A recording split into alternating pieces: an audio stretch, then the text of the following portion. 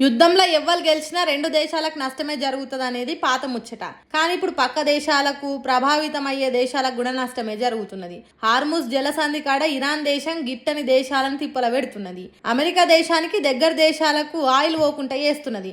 అందుకే పాకిస్తాన్ దేశం పర్షాన్ అవుతున్నది. పడరాని పాటలు వడలేం దేవుడా అని స్మార్ట్ లాక్డౌన్ పెట్టుకుంది పబ్లిక్ కు. కరోనా కాలంలో ఎసొంటి జాగ్రత్తలు తీసుకున్నారో అంతకంటే కొద్దిగా తక్కువనే గానీ ఇంచుమించు అసొంటి గడియలే దాపురించినాయట.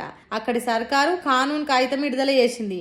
ఆయిల్ రాకుంటే అంత గందరగోళం అవుతుంది, ఉన్న కొద్దిగానైనా కొసరి వాడుకోవాలి, లేకుంటే చేతులు ఎత్తేసి ఎంచుకొని బుక్కే కథనే అవుతుందని 8 గంటలకే అన్ని తీర్ల షాపులు గీపులు అన్ని బంద్ పెట్టాలట. 10 గంటల వరకే తిండి దొరికే హోటళ్లు, పెండ్లీలు, పేరంటాలు కూడా చాలా తక్కువ మందితో చేసుకోవాలని చెప్పిండట. ఒక్క మెడికల్ షాపులు దావఖాండం తెరిచే ఉంచుతాయట. అంతేగాని అన్నిటికీ 24 గంటలు నడుపుకుంటాం మా ఇష్టం అని రుబాబ్ చేస్తే తోలు తీసి దండం మీద ఆరేస్తారట.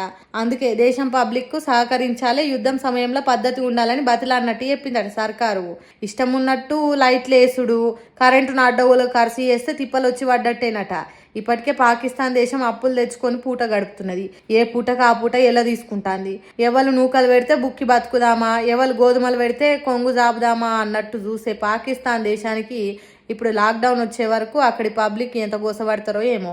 అందరితో మంచిగా ఉండి హాయ్ బాయ్ అన్నట్టుంటే ఇప్పుడు గింత తిప్పలు వచ్చేది కదా. పెన్లాంతో తన్నులు తిన్నా పెగ్గలకు మాత్రం తక్కువ లేదన్నట్టు చేసే పాకిస్తాన్ దేశానికి మంచి పనే అవుతున్నదని మాట్లాడుకుంటారట. ఆ దేశంలో లాక్డౌన్ షురువు అవుతుందని తెలిసిన చుట్టుపక్కల దేశాల పబ్లిక్ గిట.